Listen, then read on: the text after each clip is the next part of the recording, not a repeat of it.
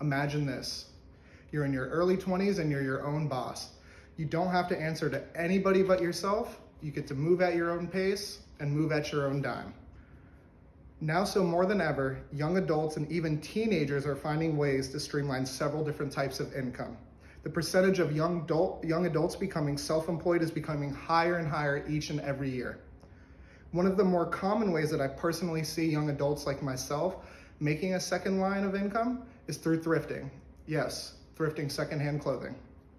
According to Statista, an online database, the secondhand apparel market is currently sitting at around $143 billion, and by the year 2026, it's supposed to be at a whopping $216 billion. Now, one of the main ways that young adults are actually making any money from thrifting and not having a storefront to sell it at is by selling online through various third-party platforms that take a small percentage through your sales and your listings.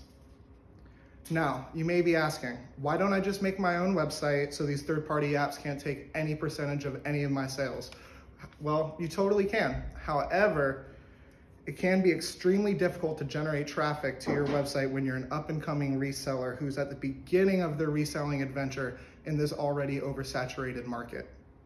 With these third-party apps put in place, they have millions of people throughout the world registered with verified accounts that have their banks or cards registered through a verification process that must match their ID or social security number, and this reduces the risk of scamming or fraud of any sorts. So now, the next and last question you may be asking yourself is, how do I separate my listings from anybody else's? And I actually do have an answer for you, and it might be more simpler than you're thinking. It's only one word, and it's pictures.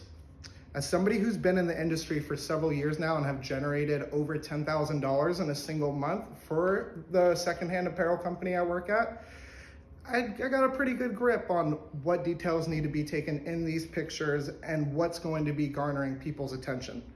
Today, we're going to be discussing about the general basics of photographing secondhand clothing, which is product positioning, choosing a background, and what details to take pictures of.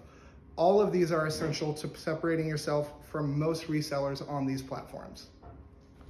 So the first thing we're going to get into is product positioning. Let's get started. So first things first, the two things you're going to need is product that you're hoping to sell and a smartphone. Next thing is going to be a well-lit background of some sort. Now I know I'm in this professional photo studio right now, but you actually don't need anything like this whatsoever.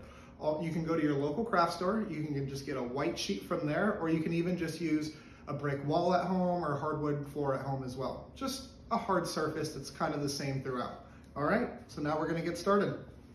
So we're gonna start by laying it on the ground. We're gonna be working on giving it the appeal that it's hanging. So we're gonna come right here, and now I'm gonna tuck in these sleeves just slightly so it looks like it's hanging rather than just leaving them out like it was.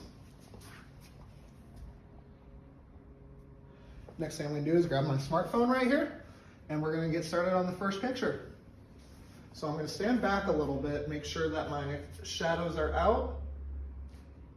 And now you wanna make sure that there's not a lot of white space above or below. So you don't want it like this. You see how small it is with all the white space? You wanna get all the way up here.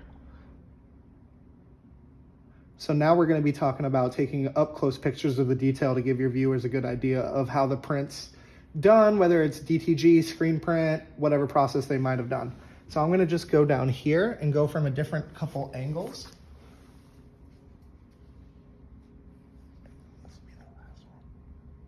Cool. And now, this gives our viewers a general idea, well, a really good idea of what kind of print they use and how it was done on the t-shirt. So as a buyer, one of the first things I always look for to authenticate the piece that I'm buying is the tag. The tag on the t-shirt is a good indication whether or not it's an actual vintage shirt or if it's a reprint. In this video, we got into product positioning, choosing a backdrop, and what details exactly to take pictures of on these clothes. With those tips, you're one step closer to becoming your own boss. Thank you.